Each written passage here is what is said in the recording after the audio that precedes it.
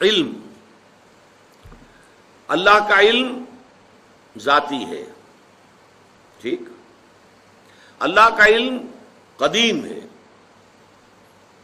اللہ کا علم غیر محدود ہے۔ مخلوقات کل کی کل، کوئی بھی ہو، کسے باشد، وہ فرشتے ہوں، وہ نبی ہوں، رسول ہوں، اولیاء اللہ ہوں، ان کا علم ذاتی نہیں، عطائی ہے۔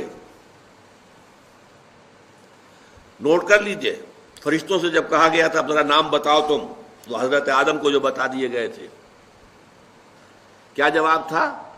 سبحانک لا علم لنا الا ما علمتنا، اے اللہ تو پاک ہے، ہمیں تو کوئی علم حاصل نہیں سوائے اس کے جو تو نے ہمیں علم دیا ہے، بس۔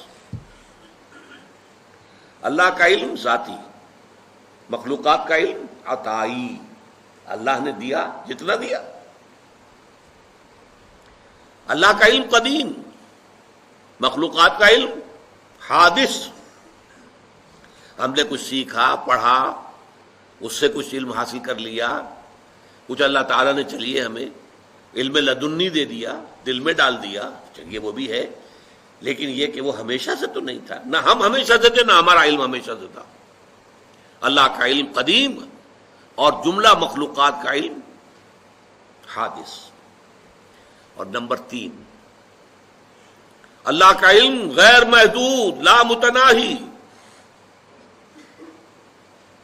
بکل شیء علیم، ہر شے کا علم رکھتا، عالم الغیب والشہادہ، غیب اور شہادہ سب کا جاننے والا۔ لیکن مخلوقات، پھر میں کہوں گا کسے باشد، وہ فرشتے ہوں، وہ انبیاء ہوں، رسول ہوں، اولیاء اللہ ہوں، کسے باشد، ان کا علم محدود، لا محدود نہیں۔